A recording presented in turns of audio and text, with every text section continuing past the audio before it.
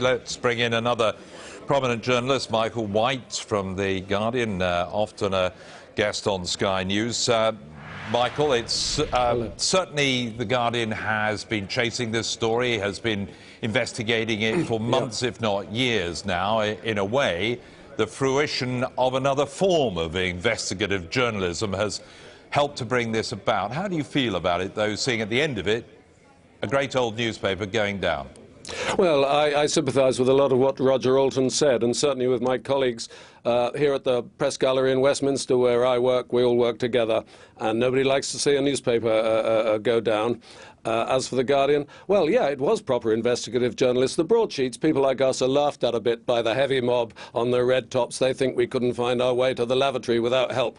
But The Guardian has done some pretty serious stuff in recent years. And the bad thing about what's happened is, as one of your earlier callers, Chris Bryant, he was on the train, Roger Alton was at a meeting. You've got all of me, Jeremy. That Chris Bryant said a lot of this could have been sorted out years ago, but the instinct was to close ranks and cover it up, and it's just got worse, and it's ended up with James Murdoch's rather dramatic decision today.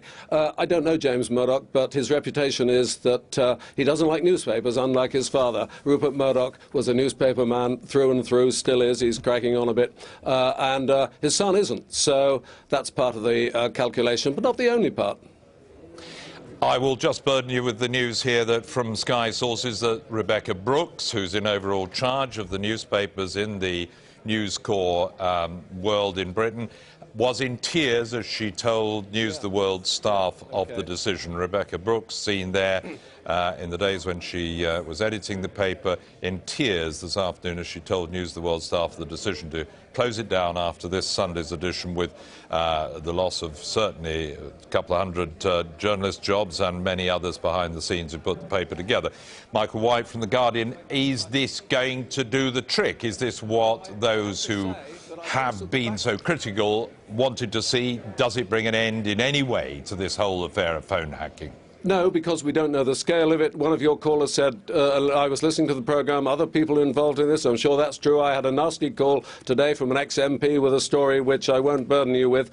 You know, we in the press, we put the MPs in the dock sometimes, and we put footballers and everybody else. It's our turn to be in the dock, and it's not going to be very comfortable. I have to say, I suspect some of the people at the back in the News of the World newsroom this afternoon might have thought it would be better if Mr. Murdoch had closed down Mrs. Brooks rather than close down his newspaper. But I also have to report breaking news. In the Press Gallery across the road, we've all put our heads together and think this is partly about a cost-cutting exercise. There's some of it in the FT this morning, I'm sure it was in other papers too, which says News International trying to cut costs, and that the News of the World will disappear, but perhaps the News of the Galaxy or even the Sun on Sunday will appear. You can't have a Sunday Sun because, as your Geordie readers know, the Sunday Sun is a lively Sunday newspaper published in Newcastle, has been for many years. But I don't think this is the full story. I don't think Mr. Murdoch, dare I say it, is being frank with us entirely, not for the first time this year. What about Mr. Murdoch Sr., Rupert Murdoch, who's been behind this group for many, many years now and has certainly been vilified as the grand figure in all this over recent weeks? Does it in any way change what people will think about him, the criticism aimed at him, and in a way the decisions that are bound to be talked about concerning B-Sky-B and his attempts to take over, to buy out the rest of the shareholding there? Well, B-Sky-B, which includes, of course, Sky News we're on now, was part of Murdoch's creative genius. He's a brilliant businessman, and as I said a moment ago, he's also a pretty good newspaper man, has been since he was 21, 22, inherited his father's newspaper in sleepy old Adelaide, Australia. He's conquered the world. He's a very tough customer, and I guess it must be, if we're being generous, be difficult to be one of his children. And James Murdoch is trying to show here part of the family drama, a bit like those Miliband's, who's the tough guy, showing that he can take tough decisions too. As I say, I think cost-cutting, rationalisation, the News of the World brand is damaged. I'm not sure it would have been as damaged forever. People have short memories, you know, advertisers, readers, everybody. So I think people, Tommy Watson, the MP who said it'll never sell any more copies, you know, frankly, I don't think he's right. But they've taken a decision to fold it, and I hope many of those 200 journalists get jobs elsewhere within the organisation with whatever they do. They certainly can't be in the British newspaper market without a Sunday red top, whatever you call it. Michael, you talk about the brand Murdoch being damaged. What about the brand Cameron? There's certainly been a lot of flack heading his way today that he'd got too close to the Murdoch empire, got too close to this newspaper group. Not that he'd be the first Prime Minister to get close. No, that's certainly true.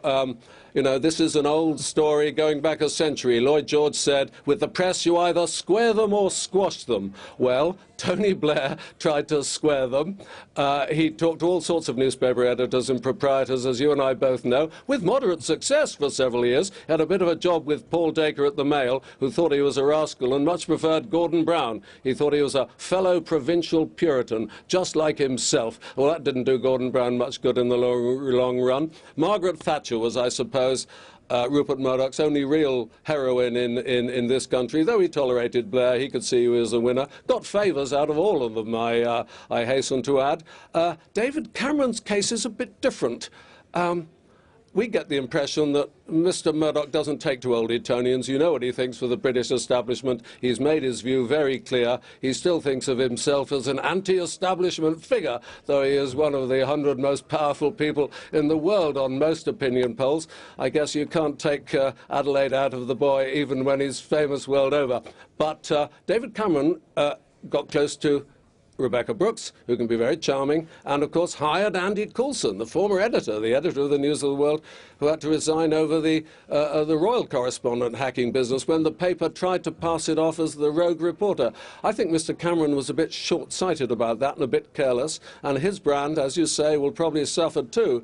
But he's a pretty resourceful politician, Cameron, and he took the right decision to concede an inquiry, 2 inquiries, let's have two for the price of one.